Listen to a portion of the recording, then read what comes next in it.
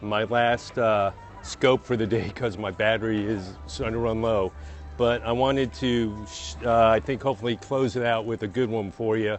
We are at Canada, and this is, again, one of those pavilions where you probably walk by it a lot, and maybe you come up to this first level up here and check it out, go into the shop or something, and then turn around and go on your way.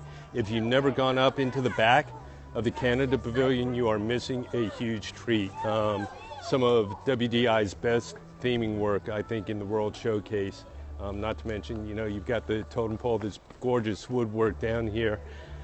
But I'm going to take you up these stairs, and hopefully, if I time this right, I'm going to show you guys the best sunset view, one of the best sunset views in EPCOT. So let's head on up here. Again, I just wanted to show you.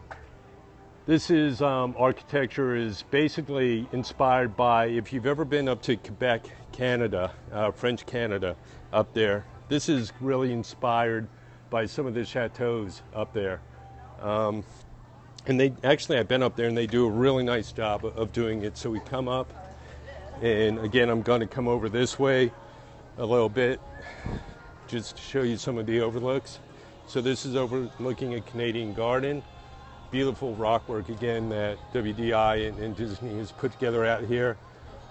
Gorgeous landscaping by the horticulture department. Just really wonderful, good stuff. So let's turn back around. And is that Doctor Who coming out of it? No, it's not. So anyway,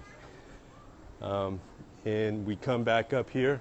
And this is actually how you would go. Yeah, it really is gorgeous up here. And this is how you would go if you were going to go watch the movie, the 360-degree movie that now has Martin Short in it, which is wonderful. He's one of my favorites. And as I say, you come back here, and you probably can't see it, but over the trees, that is the sun going down. And if you plant yourself here and time it just right, you get yourself treated to just a wonderful sunset going down behind the Canada Pavilion. So thank you. I appreciate that, guys. So someone was asking me about the trees, how they keep the trees alive. Not only are the trees, so I'm going to show, that's a great question. Not only do they take very good care of the trees and fertilize them, but look down here, and you can see at the base of this tree, there's actually an irrigation system in there. Again, something that most people wouldn't notice, but Disney went to great pains. So wherever they have these trees planted, it was very deliberate and pre-thought out to take care of them. And they have these little irrigation systems built in. This is another pine tree. This one doesn't necessarily need it. So, but let's look down here in this one. I'm going to kind of sneak through here. And if you look down there, you can kind of see the irrigation system down there that feeds the trees. So, you know, again, Disney kind of thinks of everything, which is really kind of cool. The planters are tended to pretty much daily. You'll be here in a week. Wonderful. So, you know, all the flowers out here, you never see wilted flowers, which is amazing. You come to my house and they're just all wilted. But even on top of the rocks, you know, those are designed as basically they built planters into each of those areas where the trees are up on the rocks. And they have the irrigation system that runs up there. And again, in keeping with the theming, what's really cool is if you look at the rock work, you see like the streaks on there, what looks like where water was or algae grew. And again, that's all just themed painting. Disney hires some of the best scenic painters to come out and do this stuff. The way the rock work is created, and that's where the bathroom is. I can tell you where the bathroom is. First door on the left. So they actually create huge cages made from bent rebar, steel piping, and then they cover that piping with a mesh, and then the mesh is sprayed with a undercoat of kind of like a cement, and then on top of the cement goes the finished, the final layer of cement, and that is sculpted and then painted to look like what it does. And again, it's a phenomenal process to watch. I got to actually got to see them do that with Splash Mountain when they were building Splash Mountain, and it was just a phenomenal process. This is heading back down into the area where the movie is. How often do they update the paint on the rocks? It really kind of depends on how they weather, where they're located.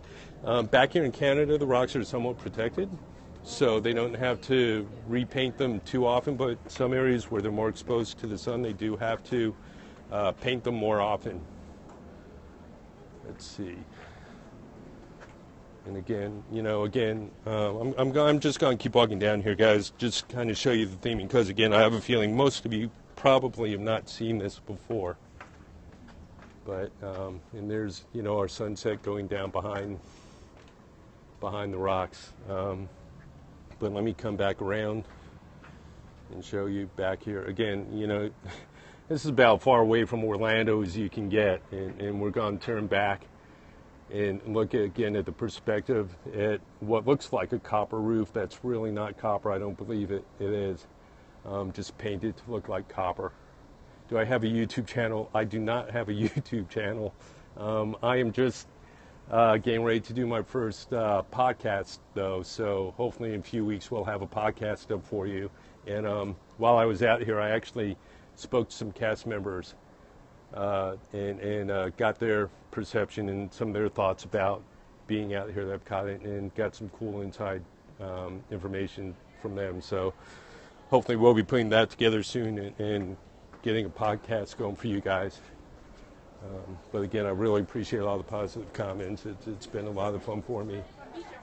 Again, inspiration for this is from French Canada, from Quebec, the chateau up there, which is also a very expensive hotel, but a wonderful hotel.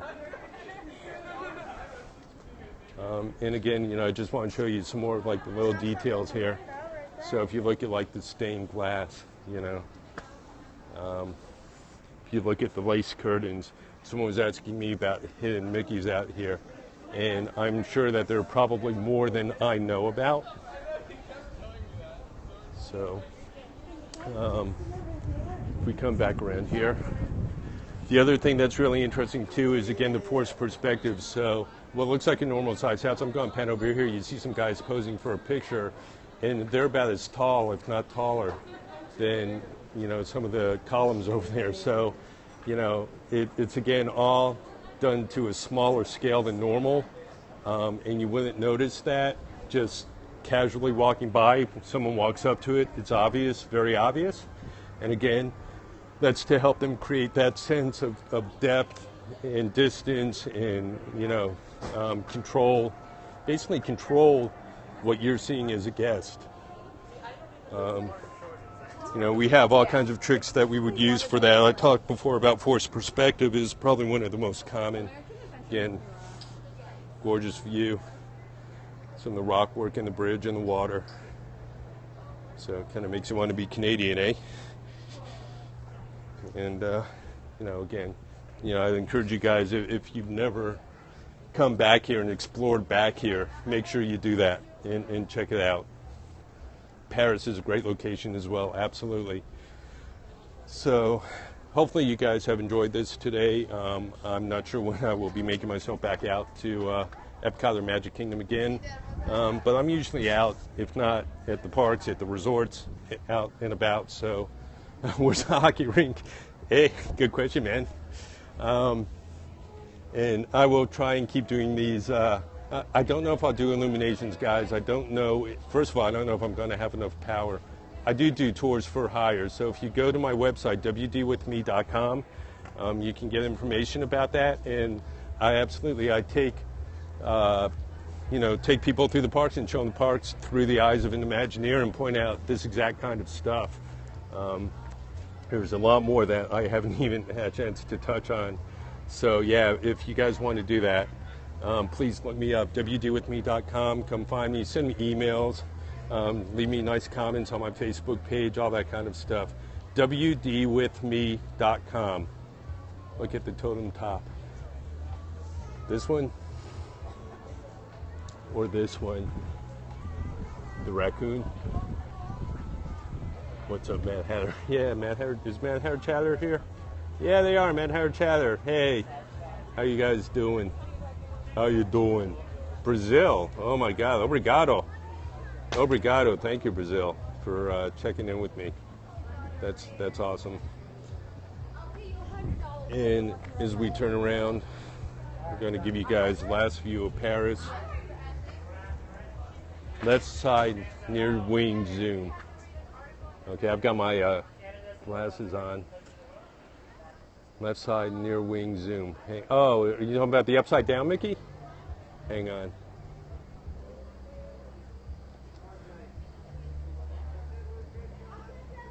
Is that, I'm trying to find where's my hidden Mickey? Point him out for me, because I'm not familiar with this one and I'm not seeing him unless it's the upside down Mickey face, maybe, smiling.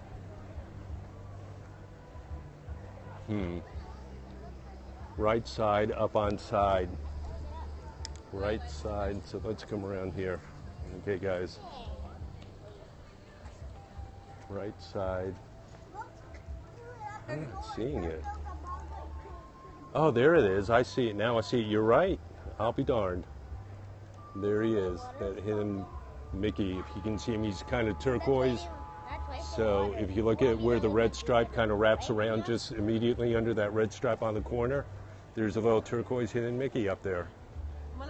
Very nice. Very nice. See? Sometimes you guys know a lot more than I do. All right, guys. So I'm going to, with that, say goodnight from Canada, from the Northwest Mercantile. Gonna go find the hockey rink. And again, go find me, guys, on wdwithme.com. And go find me on my Facebook page. Follow me on Twitter at wdwithmebrian. Follow my scopes and all that good stuff. And I promise, guys, I will try and do more of these from the parks, from the resorts, from, you know, wherever I can do them. So have a great night, and if I can squeeze one more out as I'm heading out tonight, I will do that. It just kind of depends on if I've got the power left on my battery. So, Captain, I would try and get some more power for you. All right, good night, guys.